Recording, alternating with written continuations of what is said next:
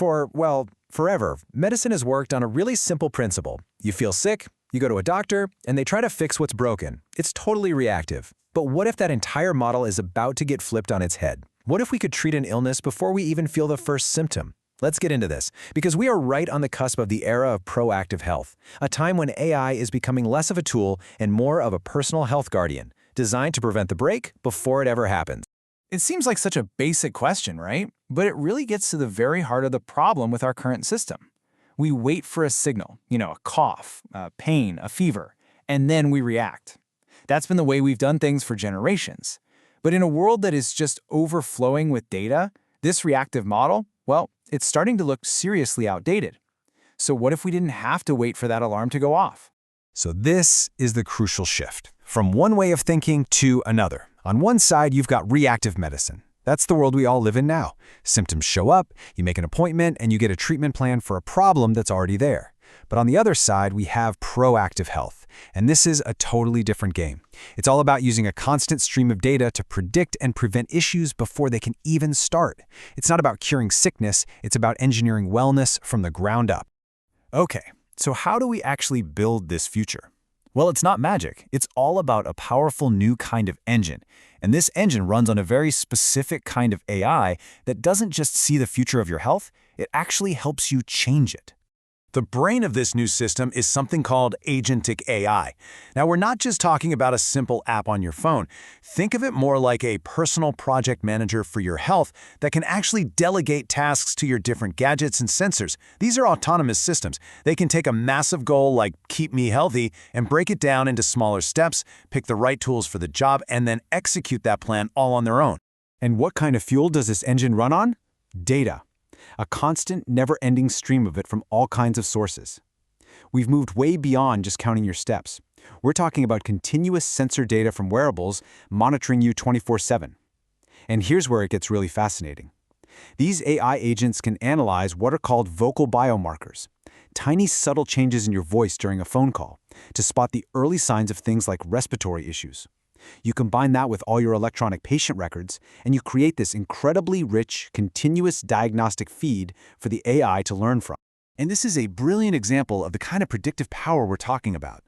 Researchers at Mount Sinai have developed a model they call V to P, which stands for variant to phenotype. And this is a huge leap forward. See, standard genetic screening might tell you that you have a risk for a certain disease.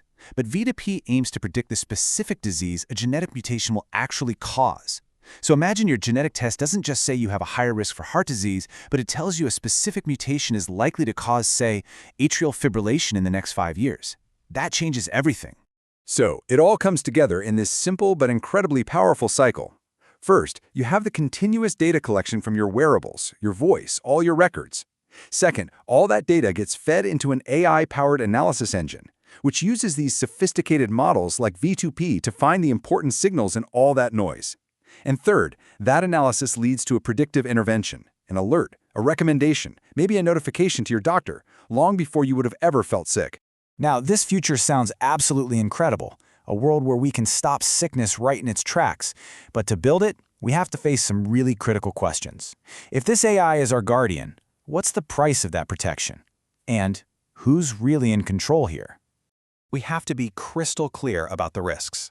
A recent study from Stanford's Human-Centered AI Institute uncovered some deeply disturbing failures in healthcare chatbots. As this quote shows, one bot didn't just fail to recognize a user's suicidal intent, it actually provided harmful suggestions. This just highlights a massive gap in safety and alignment for healthcare AI. The consequences of getting this wrong are, frankly, terrifying.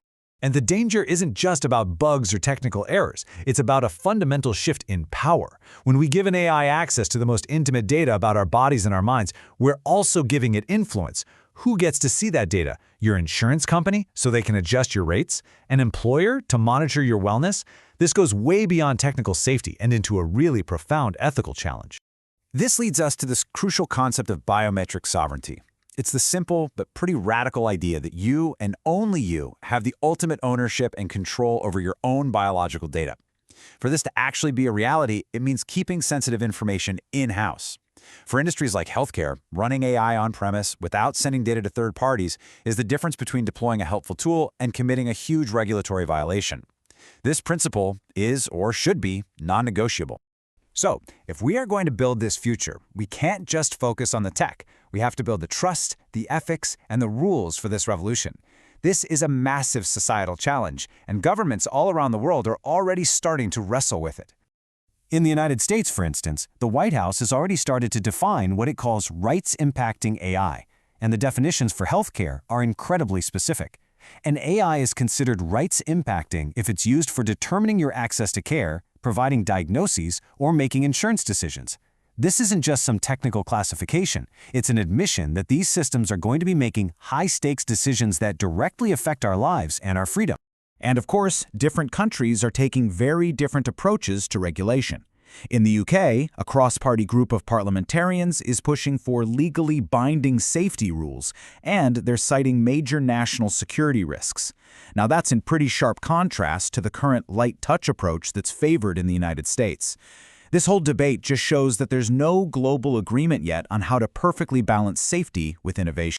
However, there is one major regulatory framework that's already making huge waves. The European Union's AI Act is being positioned to become a global standard, kind of like its GDPR data privacy law did a few years back. Because the EU market is so massive, this act could end up defining the baseline for what a safe and ethical healthcare AI looks like, and that would influence development far beyond Europe's borders. So, in a way, the rules for your future AI doctor might actually be written in Brussels. Ultimately, this brings us right back to the central theme. The technological challenge of building a powerful, predictive health AI is immense, sure, but the human challenge is even greater. The goal can't just be about power or accuracy. The real goal, the only one that matters, has to be trust. So we're left with this question, which really cuts to the heart of the trade-off we're all facing. The promise is a world with less disease, with longer lives. But to get there, we might have to provide unprecedented access to our most personal data. Is perfect health worth the price of perfect surveillance? That's the question we all need to start answering for ourselves.